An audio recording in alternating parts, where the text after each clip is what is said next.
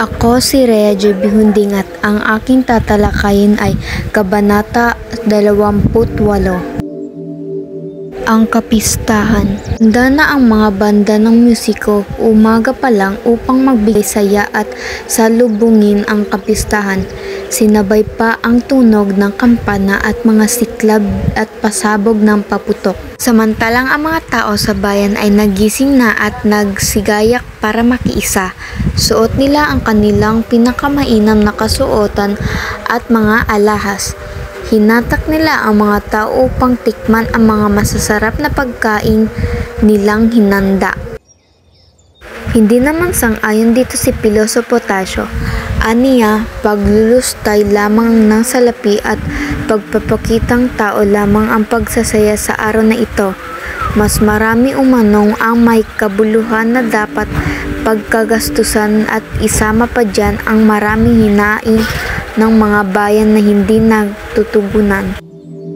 Mga tauhan. Piloso Potasio, siya ay kilala sa kanyang mga talinghaga at matalas na opinyon sa tumutugon sa tunay na nararanasan ng Pilipinas sa kamay ng mga Kastila. Kapitan Tiago. Si Kapitan Tiago ay itinuturing hulog ng langit. Siya ay pandak, di kaputian at may bilugang mukha. Maria Clara. Si Maria Clara ay mahinhin, mabuti, mapagtimpi at perpekto sa tingin ng tao, maamo, may takot sa Diyos at masunurin. Padre Damaso. Kilala si Padre Damaso na isang arogante at malupit na pari na hindi marunong magsalita ng Filipino. Kahit pa matagal na siyang naninirahan at nakikinig sa mga kumpisal ng mga taga San Diego. Don Felipo. Siya ay ang representante ng alkalde ng San Diego. Crisostomo Ibarra.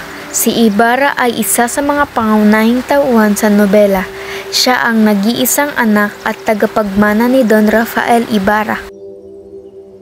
Tagpuan.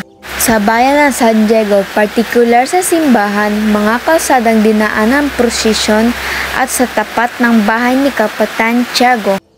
Talasalitaan.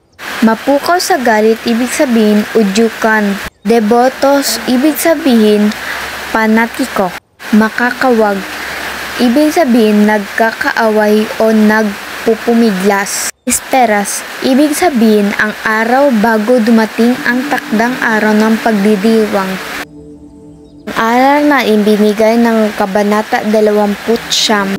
Ang magarbong pagdiriwang ng kapistahan ay nagpapakita ng kahalagahan ng kultura at bayan.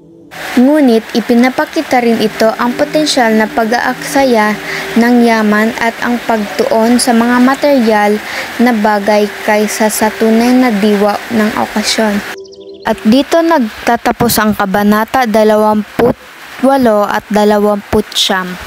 Salamat sa panonood o pakikinig.